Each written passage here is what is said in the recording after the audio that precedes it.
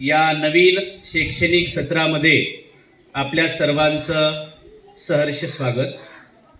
दरवर्षीप्रमाणे आपण याही वर्षी बालसभा या वर्षातील या सत्रातील पहिली बालसभा आपण आज घेत आहोत। पहिल्या बालसभेचे अध्यक्ष म्हणून शाळेचे मुख्याध्यापक हे नियोजित अध्यक्ष असतात। त्या अध्यक्षाच्या वतीने म्हणजे मुख्याध्यापकांच्या वतीने आज आपल्या शाळेचे सन्माननीय पंडित सर हे या बालसभेचे अध्यक्ष राहतील। आजच्या बालसभेचा विषय अर्थात समोर आपल्या लिहिलेलाच आहे, शालेय मंत्रिमंडळ निवड। शालेय मंत्रिमंडळ निवड करत असताना पूर्ण वर्षभरात त्या मंत्रिमंडळातील विद्यार्थ्यांनी कोणकोणती कामे करायची असतात, कोणत्या जबाबदाऱ्या पूर्ण करायच्या असतात, ही तुम्हाला माहीत असलेली बाब आहे। तुम्ही गेल्या वर्षी आपली मोठी ताई आणि दादा पूर्ण मंत्रिमंडळामध्ये होते, तुम्ही त्यांनी केलेलं काम पाहिलं आहे आणि ते 7व्या वर्गातून पुढील वर्गामध्ये गेले असल्यामुळे पूर्ण मंत्रिमंडळ बरखास्त झालेलं आहे। ओके, त्यामुळे यावर्षी परत एकदा आजच्या या बालसभेच्या अध्यक्षांच्या वतीने आज आपण शालेय मंत्रिमंडळाची निवड घेण्यात येणार आहे। या मंत्रिमंडळाच्या निवडीमध्ये प्रामुख्याने मार्गदर्शकाची भूमिका म्हणून आपल्या शाळेचे सन्माननीय करीम सर ही भूमिका निभावतील आणि या निवडणूक प्रक्रियेमध्ये निवडणूक अधिकारी म्हणून आपल्या शाळेचे पदवीधर शिक्षक योगेश काळे सर भूमिका निभावतील।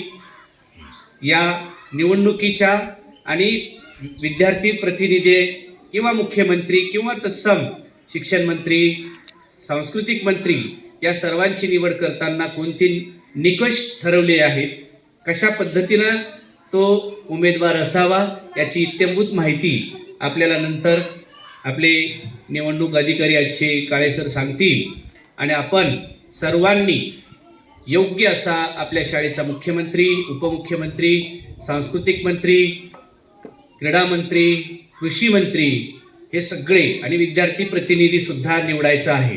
तुम्हाला सांगू इच्छितो की मुख्यमंत्री याच पदाचा अगदी समकक्ष पद आपल्याकडे असतं विद्यार्थी प्रतिनिधी म्हणून, अलग लक्षात। त्याही पदाची निवड करत असताना सगळ्यांनी योग्य पद्धतीने निवड करावी।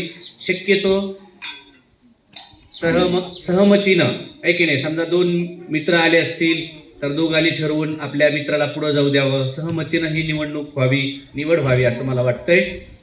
तरी आजच्या या निवड प्रक्रियेला अध्यक्षांच्या वतीनं सुरुवात करावी अशी मी त्यांना विनंती करतो आणि निवडणूक सुरू होण्यापूर्वी आजच्या अध्यक्षांना विनंती करतो की त्यांनी 2 गोष्टींवर मार्गदर्शन करावं।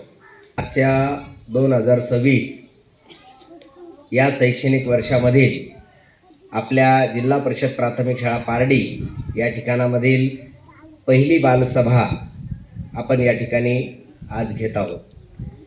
बालसभेचा विषय तुम्हाला माहीत आहे। वर्षभरामध्ये आपल्या शाळेचं जे कामकाज आहे ते व्यवस्थित चालावं आणि वर्षभरामध्ये आपल्या शाळेमध्ये वेगवेगळ्या प्रकारचे उपक्रम आपल्याला घ्यायचे आहेत, ते यशस्वीरित्या पार पडावेत यासाठी आपण मंत्रिमंडळाची निवड करत असतो। तर या मंत्रिमंडळाची निवड करत असताना सरांनी तुम्हाला अतिशय छान अशा आणि समर्पक अशा सूचना दिलेल्या आहेत। त्या सर्व सूचनांचे काटेकोरपणे पालन करून आपल्याला मंत्रिमंडळाची निवड करायची आहे। मंत्रिमंडळाची निवड करत असताना जर एखाद्या व्यक्तीला असं वाटलं की बाबा मला हे पद अपेक्षित आहे परंतु ते पद मला मिळालं नाही, तर पद हे कोणतंही कमी नसतंय आणि पद कोणतंही जास्त नसतंय। पद असेल तरच आपण शाळेमध्ये वेगवेगळ्या प्रकारचं चांगलं काम केलं पाहिजे असं नाही। तर पद असो नसो, शाळा आपली आहे, शाळा म्हणजे आपलं एक कुटुंब आहे आणि आपल्या कुटुंबाला प्रथम स्थान आपण दिलं पाहिजे आणि कुटुंबाची प्रगती तीच आपली सर्वांची प्रगती असते। त्या पद्धतीने आपण सर्वांनी काम करायचं आहे। तर यानंतर मी सरांना अशी विनंती करतो की त्यांनी पुढील जी आपली निवड आहे ती प्रक्रिया लगेच सुरू करावी आणि या ठिकाणी मी थांबतो। धन्यवाद।